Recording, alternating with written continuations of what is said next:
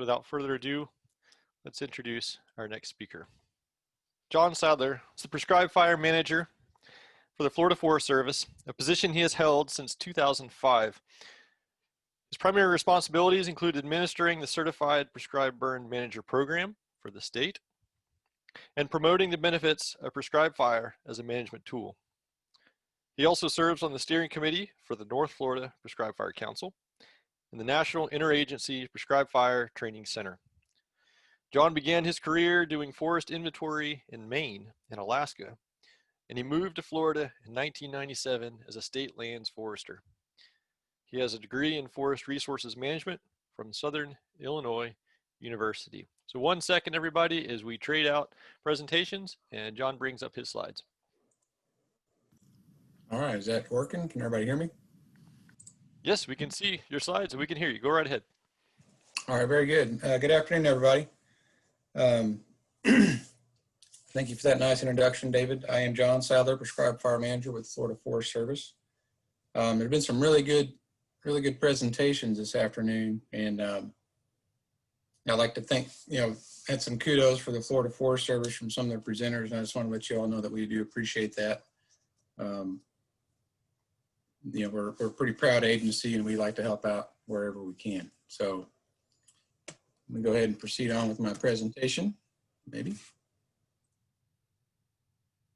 All right, so if you've been to any of our council meetings, this is going to be very similar to my other presentations. Kind of talk about our year in burning. It was okay this past year. Talk about any upcoming training opportunities for certified burners. I'm going to go over our prescribed fire enhancement program. Talk about air quality index and how that is going to be affecting if we issue burn authorizations or not. Also, why prescribed fire, question mark. It's a new prescribed fire ad campaign we're working on. And then just my regular burner review, things that I cover at every meeting. All right, so first off, okay year for burning. So I say okay, so we're sitting here, this past year, this is on a fiscal year basis, so this is from July 2019 to June 2020. And so as we can see, last year we were down a little bit from recent years, but we're still doing really good at 2.1 million acres. That's about our average over the past 20 years, maybe just a touch below that. I think considering, it was a pretty wet year, at least in North Florida in the wintertime, that had an effect. Plus, still a big portion of Florida was dealing with the Hurricane Michael damage, and also there was COVID had some effect on the spring burning season once we got into March and April, and after that. So, all things considered, with the wet weather and restrictions on burning, or not necessarily restrictions on burning, but restrictions on people being able to go out and work, at least for our agencies. I think, kudos to all you for getting as much done as we did that year. So I think all things considered, we had a pretty good year. The Certified Prescribed Burn Manager training. As with a lot of things this year, we've been affected by the COVID, and this is no exception. We just don't know. Our offices are closed to the public, so we're not really able to have our folks interact with people in large groups, or much more than just kind of a one-on-one situation. So right now, I don't have an answer as to when the classes are going to be scheduled, other than as soon as we can. And I don't think anybody knows the answer to that question. So my recommendation, just keep looking at the website periodically to see if we get anything scheduled. There is always the option for doing the correspondence course, kind of a self-study type course for experienced burners. That option is out there. You can find more information on that and the criteria for people that qualify to take that course. But right now, things are so up in the air, we just have not scheduled any of the classes. But as soon as they are, they will be posted on the website. Okay, Prescribed Fire Enhancement Program. We're in our fifth year now. Over the years, this has been a very successful program. It's helped a lot of agencies get more burning done, get more site prep for burning, fuel reduction, roller chopping, mowing. They've purchased, equipment, slip-in units for trucks and ATVs and UTVs. We do a lot of helicopter contract work. They even hire people that, augment their burn personnel. So it's been a really good program over the years. Again, this year, we had some budget hits and, got greatly reduced funding this year. But the good news is everybody's getting some funding. We're getting just over $20,000 for each agency. All the agencies listed are getting the same amount this year. And, the project's going to be similar. We got a lot of mechanical fuel treatment this year, some contract helicopters, and even some people are using the money to purchase some additional equipment and PPE to help their staff. So, even in these lean times, we're still able to continue the program, and hopefully we'll just have one lean year and we'll get back to normal funding in the next couple of years. Okay, why Prescribed Fire? This is a new Prescribed Fire messaging campaign that we have partnered with Tall Timbers and Marketing for Change. And it's answering the question, why Prescribed Fire? Why do we do Prescribed Fire? We had a soft launch this past summer, started in June into August, which is the first of 3 years. We're going to do more of a full launch this winter, and this one's a little bit different from our previous campaigns, where this one is primarily social media. Now there is an ad if you picked up the latest hunting regulations magazine. On the inside cover, we've got a full page ad in there, but primarily we're dealing with social media, and we had 2 key audiences that we want to reach with this Prescribed Fire campaign, and it's people that live in the urban interface, and then what we're calling environmentally engaged citizens or residents. So these are folks that, they care about things in their area, out in nature and the environment, and things like that. So what we did was we targeted 54 zip codes across the state, and we focused on areas that have a lot of WUI residents, but then also have a lot of prescribed burning activity in those areas. We did avoid certain areas. We didn't really deal with South Florida too much, so it's not completely statewide, but we may venture down into South Florida later on. But, we focus primarily on, Panhandle, North Central Florida, down, I think we stayed north of the lake. So what we did using those zip codes, we hit people up on advertising for their social media, Instagram, Facebook. I don't really do those, but I do watch a lot of YouTube videos, and I saw a bunch of ads on YouTube. They're short, 15 to 50-second videos. And, the idea was the idea behind the site is to get people to our website. We have a web page, and I'll get to that here in a second. But, so just little videos that promote Prescribed Fire and different reasons that we do fire. And what's another thing that's different about this campaign, and it wasn't something that I was really ready to deal with, is, if you put stuff out on social media, it gives people the opportunity to make comments. And they did. We got a lot of comments. Some were good, knowing people that know the know, they're saying, yeah, Prescribed Fire is a good thing. And then of course we had some negative comments talking about, the smoke and people concerned about the welfare of the animals, and we're killing the trees, things like that. And then there's some comments that were just weird. Some were neutral comments. That's hard to classify. So we were trying to respond to those comments, which was new to me. It's more of an interactive campaign as opposed to just putting billboards up and radio PSAs. But overall, I think we did really good. 40% of the comments were positive, which is great, because generally, people tend to be more likely to comment if they have a negative thing to say. 33% of the comments were negative, and 25% were either neutral or they were just some off-the-wall comment that didn't really apply, just somebody, commenting on things.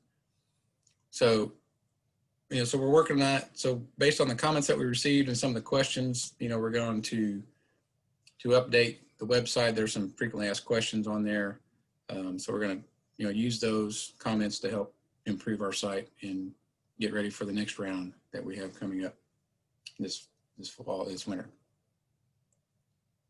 So here's some information that we got from the paid media. This is,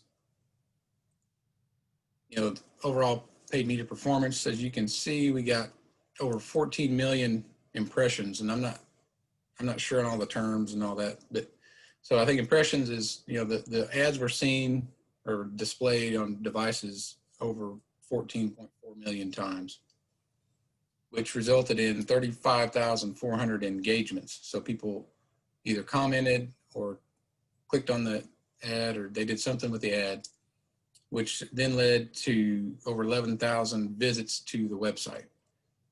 So, that's pretty good. If you go on down, the numbers, get kind of small, and I'm not really sure what all they mean. But over on this side over here, the bottom right, this is solely from Facebook, these numbers here. So in those 54 zip codes, there are 1.8 million people in that target audience in those zip codes. So I don't know if that's total population or how many people in those zip codes have a Facebook account. Anyway, so out of those 1.8 million, over 1.2 million were reached with this ad. So that was pretty good coverage. Again, it was just a soft launch. These were paid ads, and the plan is to go into the future and promote it even more. And I'll get to that here in a minute. So go on to the website. This goes into whyprescribefire.org. It's kind of hard to see, but up here it says, we burn to protect. That's kind of the tagline. This is just a screenshot. I'm not actually going to go through the website, but so there's, they can get some tips on dealing with smoke, let your neighbors know, and I'll get to that. So if you scroll on down the page, it's like, why prescribe fire? Why do we burn? What do we do? Why, we burn to protect. And so these are the three key things that we're pushing, that we protect. We burn to protect our communities, reducing wildfire threat by a fuel reduction. When the fires do occur, they're less destructive and less likely to damage property. We burn to protect our firefighters. Again, less severe wildfire is safer for our firefighters to respond to, puts them in less hazardous situations. And then we burn to protect our forests. So again, reduce fuel, less intense fires. Not only does that less destructive to the forest, but also burning to protect, to keep our forests healthy and keep the natural ecosystems functional with their required fire. And then on down at the bottom of the page, scroll down, and we have where we are burning to protect today. And so what this does, this brings into a live map of current burn authorizations in Florida. And I made this the other day. The yellow dots are pile burning authorizations, and the green dots are acres authorizations. So the day that I did this, there really weren't a lot of of acreage authorizations going on. If you zoom in on the map, you can click on the burns and you'll get more information about it. You know, if it's an acreage burn, it'll tell you how many acres it is. If it's burning for hazard reduction or agriculture or, you know, wildlife habitat, it'll tell you, you know, when you call in to get your burn authorization, they ask you why you're burning. The type of burn will show up on there, and the same for the pile burns. And so the idea behind this is, you know, one of the big complaints that we get is from smoke, and, you know, people see smoke and they want to know what's going on. So, you know, the idea is that, you know, if they see smoke in their area, they can come to this site, pull up the map, zoom into their neighborhood, and, you know, see if there's a burn authorization in their area, and they can get some more information about the burn that way. This is just some of the slides. So one of the other things, when you click on that on the website that says let neighbors know, you get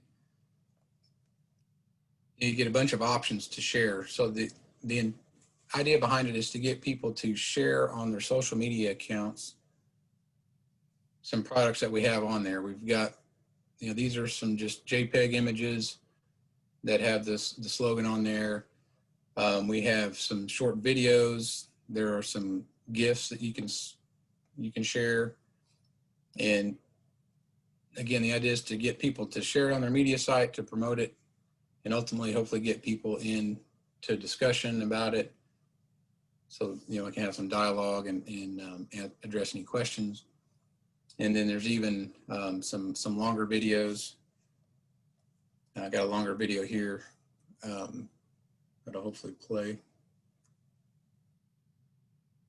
People around here, in this area specifically, they're used to seeing smoke in the air. There's an appreciation that fire is part of the landscape and part of the history. Florida's a fire-prone ecosystem.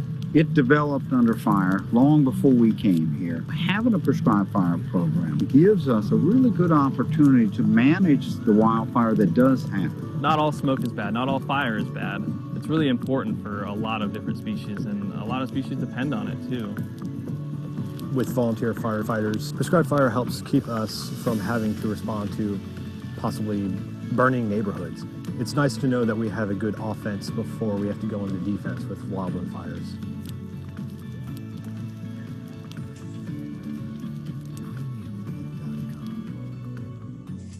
Yeah, so, you know, so in addition to, you know, sharing the media, there's also a section on there, frequently asked questions, where we address some concerns that people have. And again, like I was saying, we're going to expand that question and answer section based on the comments that we got from the soft launch. So we did the soft launch this summer. So what are we doing moving forward? So moving forward, you know, with the soft launch, we wanted to test out the paid media itself and see how well it went. So that's all we did. We just used the paid media advertisement. You know, we didn't share it from our Facebook page or anything like that. It was only the paid media. And so that gave us some good baseline on how well that worked. And so we'll call it phase 2, I guess, with this full launch that we're going to do this winter. You know, we plan on expanding onto that. And, you know, in addition to doing the paid media, we're going to promote it kind of organically, I guess, through our website and our social media sites. You know, Florida Forest Service has a Facebook page. Our district offices have people that have Twitter accounts. I think I even heard something yesterday. We may even be delving into Instagram.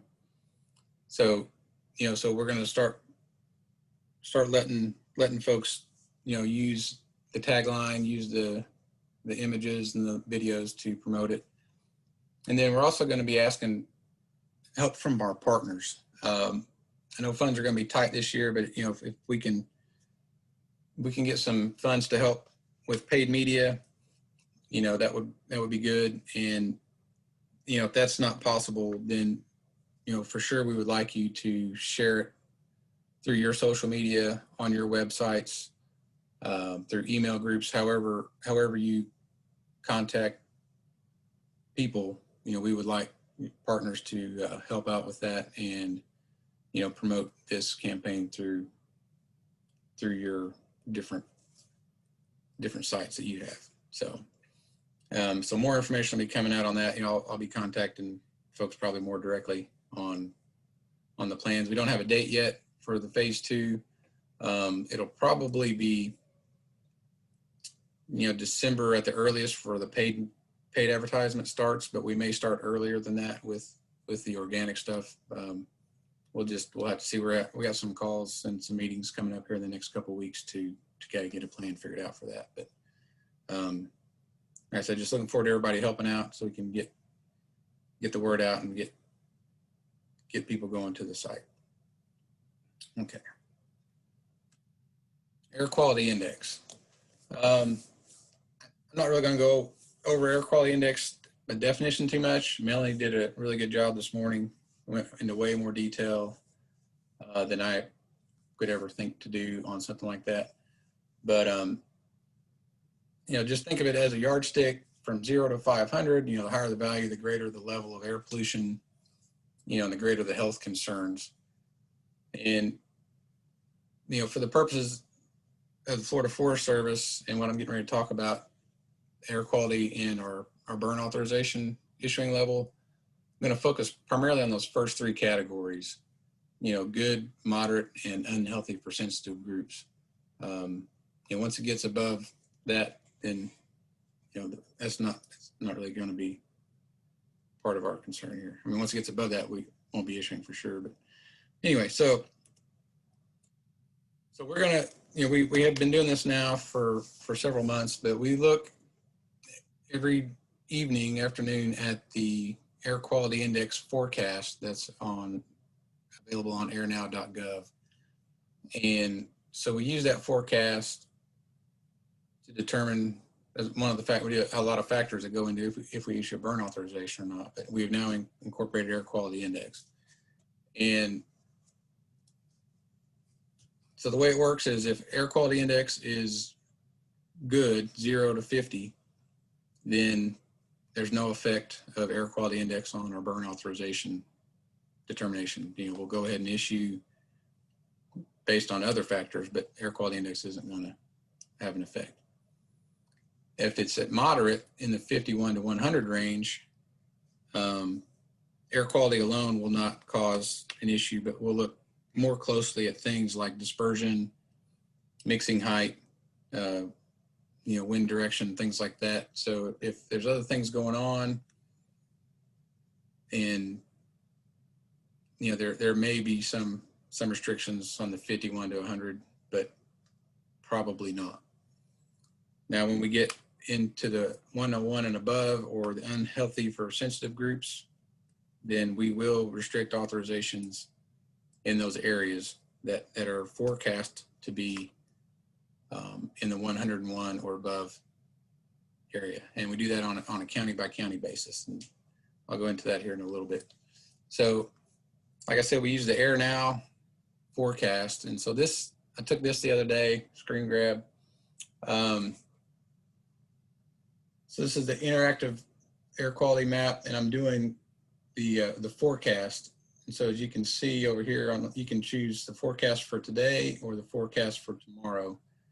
And on this particular day, I had to choose the forecast to today to get any color in Florida, because it's Florida, we're pretty good on air quality. So as you can see, the fires in California and Oregon are causing some issues over there. So this is the the U.S. map, lower 48. It shows kind of broad picture. Then you can zoom in here closer to Florida. Again, it reminds you here on the side what the different colors mean. We do have some yellow, which is moderate, which is the 51 to 100 area along the east coast of Florida. If we zoom in even closer, the county layer will turn on, and you can see over here that that's one of the boundary layers that you can choose if you want to see that or not. You can also choose the background base maps and things like that. So So kind of for this example, you know, Flagler, Volusia, and Brevard are pretty much fully covered by the moderate. St. John's, Putnam, Marion, Lake, Seminole, and Orange, and Osceola counties have some partial coverage with the moderate. Again, like I said, for moderate, you know, it's not going to automatically restrict burn authorizations, but if there's other factors in it, it could contribute. Now, if this was orange, which would indicate unhealthy for sensitive groups, then we would not issue in Flagler, Volusia, and probably Brevard counties. And then the other counties, it would be a determination. So like here in, you know, in Marion County, you know, just a small portion of it on the east side would be in the orange. So that, you know, may or may not restrict burning in that county. You know, it's got kind of a judgment call on the person making that decision for the district. And, you know, it's just something that we're going to be looking at. You know, air quality is becoming more of an issue. You know, as Melanie was saying earlier, you know, it's out there. There's I think the previous meeting I talked about the personal air monitors that people have at their house. So the air quality index is really becoming an important index that people are looking at. And, you know, it's on weather forecasts. You know, it's just something that we as burners are needing to look at, and we need to pay attention to it and make sure that we are sensitive to what's going on out there with the air quality, and we'll make sure we keep that in mind. So, all right. Moving on next to the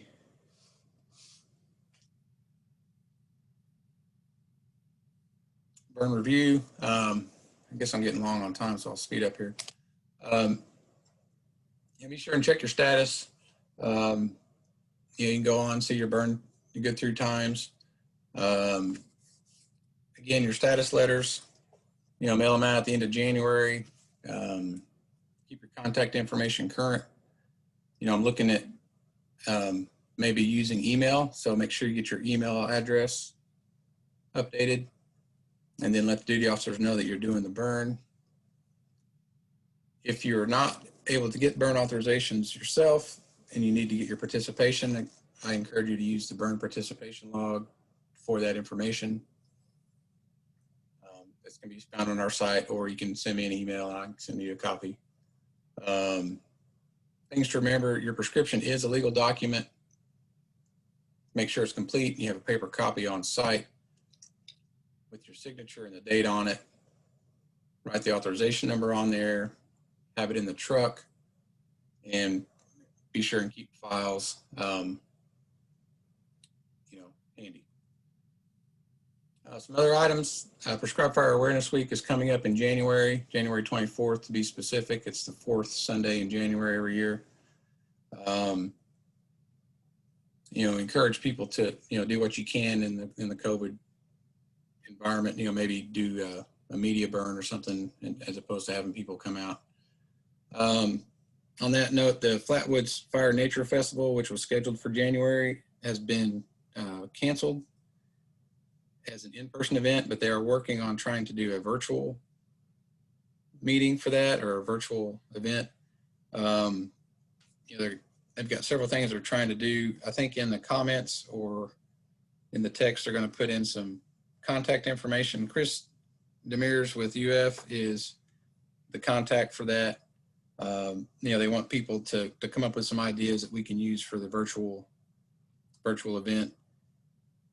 They're going to have a educational video. They're going to create a web page and have some different activities, like maybe a scavenger hunt, an interactive Ask the Burn Boss session, things like that. So contact Chris Demers with UF if you have some ideas for that.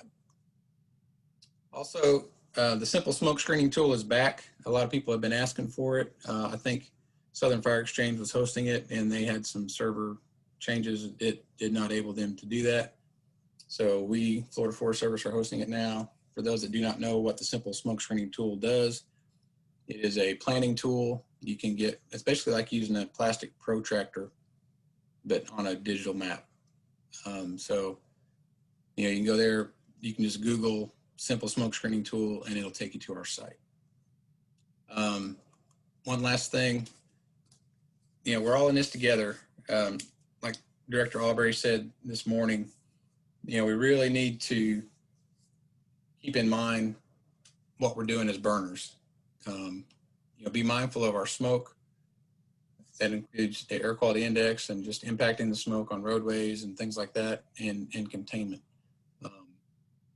You know, like Aaron was saying, you know, other states have lost the ability to do burning, or you know, greatly inhibited their ability to do that. So we want to keep that ability. So, you know, keep that in mind when you're doing your burns. So that is all that I had. Sorry I talked so long. All right, John, thank you so much for your presentation. And we have a number of questions that have come in. Some of them are very specific. So I'll hold for just a minute, and you can see John's phone number and email address on the screen. If you have specific questions about Florida Forest Service landowner assistance, or regarding certified prescribed burn manager certification, or continuing your certification, please reach out to John either via phone or email, and you guys can talk about the specifics of each case. We will, John, I'll let you address one question that has garnered quite a few votes. Could you respond to whether or not the Florida Forest Service has taken any efforts to use the western wildfire situation from this summer and continuing into this fall to talk about the importance of prescribed fire in Florida?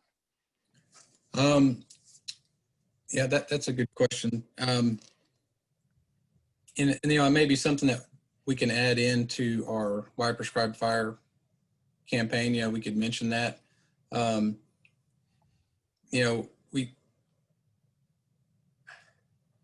like to promote our use of fire, and we don't really want to try and, yeah, I guess we can use it as an example of, you know, what could possibly happen, you know, in Florida without fire. Just got to be kind of careful. We don't want California to think that we're picking on them or something. But